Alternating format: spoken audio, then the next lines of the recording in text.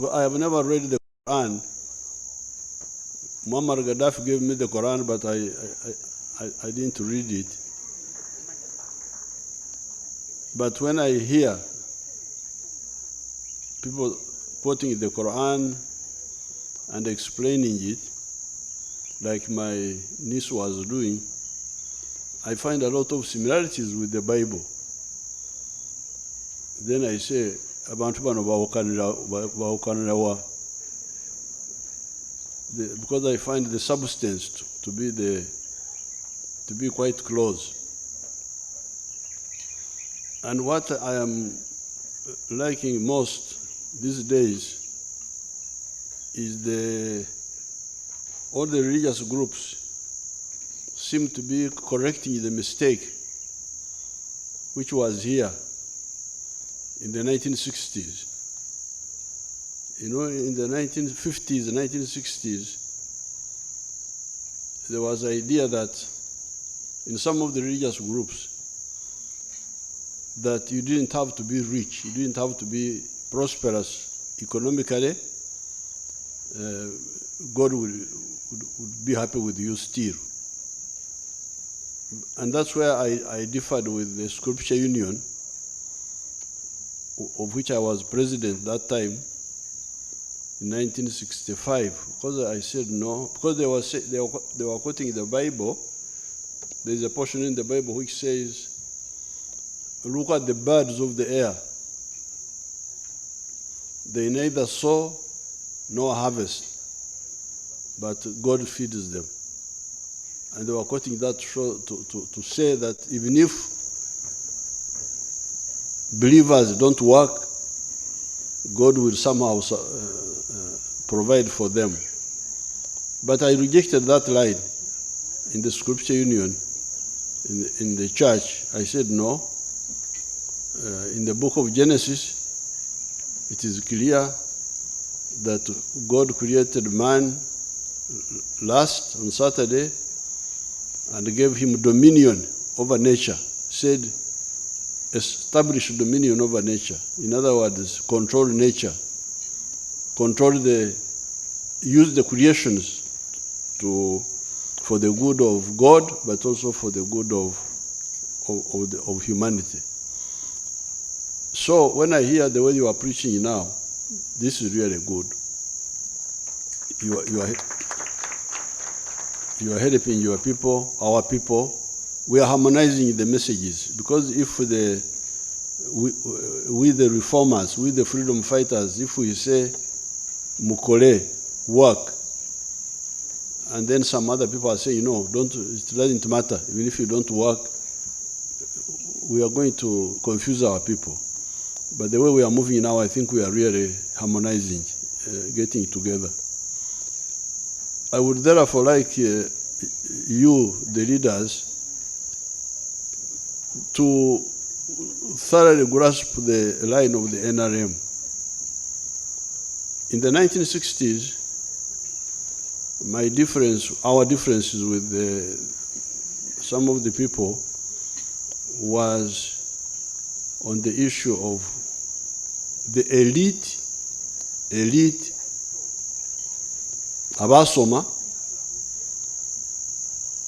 okubeera obulungi, and then the masses remaining in poverty. Our line was no. Exactly the words we keep repeating. Bona basome. Bona bagagawale. That was our line. From the beginning, that's where the difference was. And that's why actually some of the people were calling us communists. They were saying Kaguta's son has become a communist. Why has he become a communist? Because he's saying that all people must be well. And they were saying in nature, in life, not everybody can be well. One of them showed me the fingers. See, you young boy, you look at my fingers. Do you see that they are not the same height? I said, yes, sir. See, in life, that's how things are. Some are short, some are tall. Some are rich, some are poor. I said, no. we should have all equal opportunities and use them to provide prosperity for everybody. So that's why in the villages we talk of like this parish development model. Where you come from, where either you are born, where you have influence,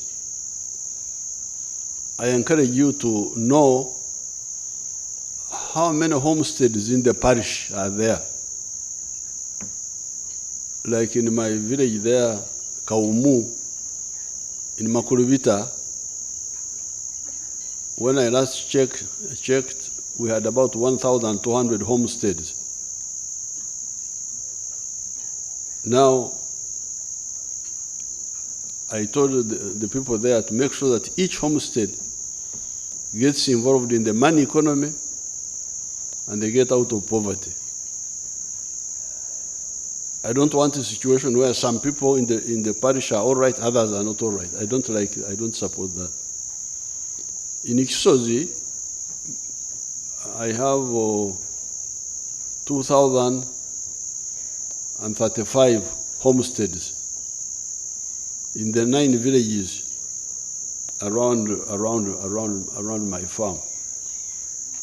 When I started with them more than 30 years ago, they were all democratically poor. Tebalina kizibu n'obwavu, very comfortable. I would come there and find them sitting in the morning in the veranda and say, "Muli mutya nti tuli awo. Muli awo mukola ki? Nti tuli awo. Nti esente muzijja wa? Ate munange tuziraba."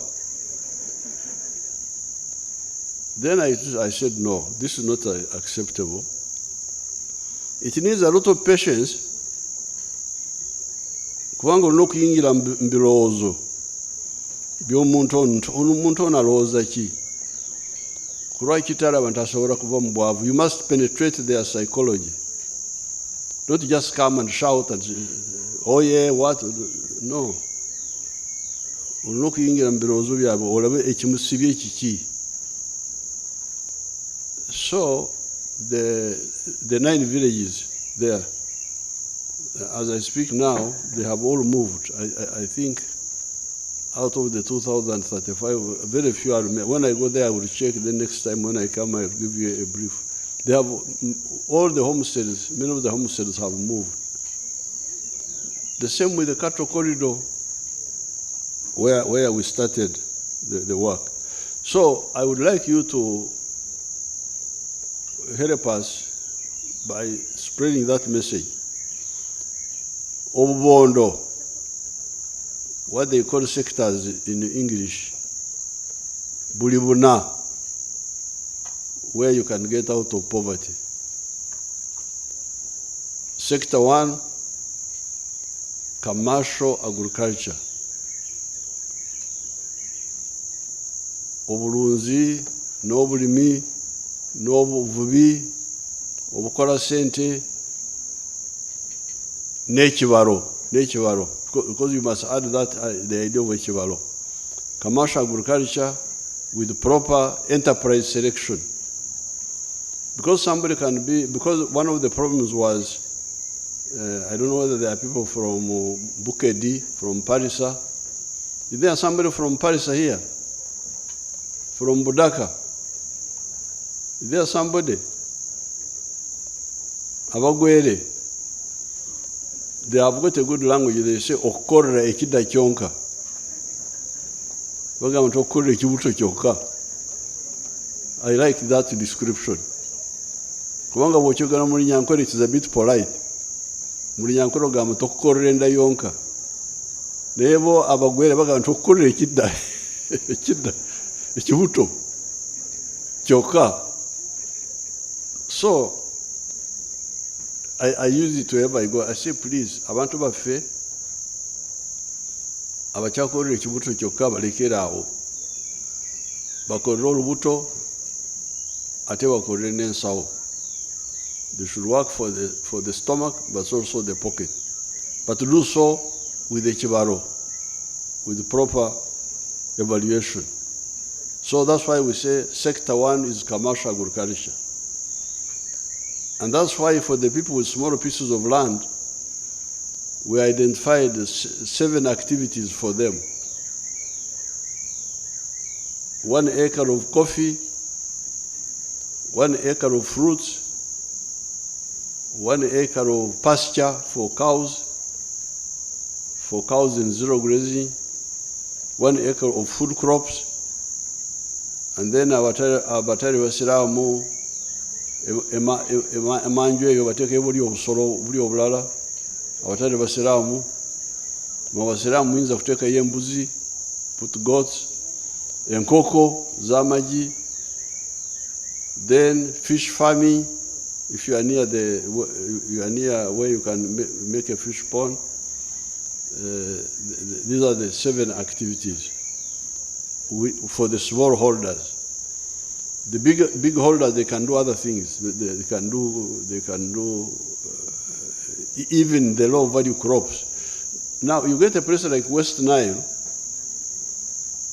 where they do tobacco. Tobacco is a very low value crop. From 1 acre, you get about 800,000 shillings a year. And the land holding in West Nile is 2 acres. Because there's also that issue of land fragmentation.